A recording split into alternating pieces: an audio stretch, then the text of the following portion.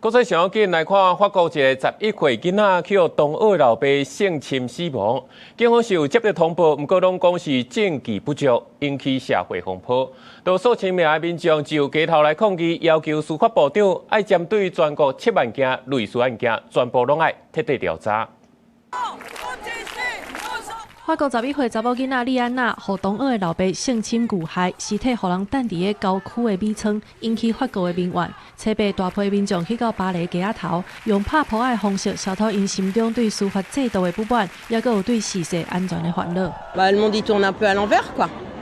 Donc voilà, on est là pour soutenir la famille de la petite Liana.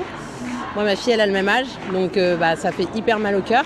示威的群眾當中，有人甲標記舉懸懸，講司法甲國家攏是共犯，批評法國的司法體系完全失靈去。遇害的11歲查某囡仔莉安娜，5月29失蹤去，遺體6月初4佇個佛勒朗斯一搭廢棄的米倉，互人發現。嫌犯是莉安娜同學41歲的老爸，擺有4屆針對未成年的性侵的投訴，也毋過警方攏以證據無夠做理由，無對伊進行調查，落尾致使這場悲劇發生。Qui sont violées chaque année. Il y a plus de 100 000 femmes qui sont victimes majeures, qui sont victimes de viol. Il y a une femme qui est tuée tous les 3 jours.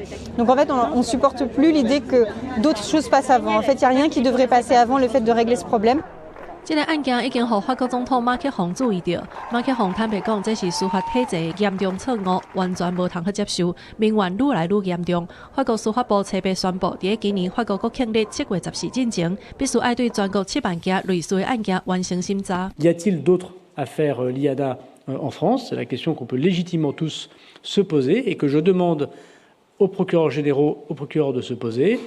法國司法部長達馬蘭承諾相關涉及的人員會進行處分，15天內必須要完成調查報告。根據統計，在法國未成年人佔性暴力受害者的58%，法國平均每10萬個人才分到3個檢察官，也顯示司法卡手無夠的問題。公視新聞，景元慶編譯。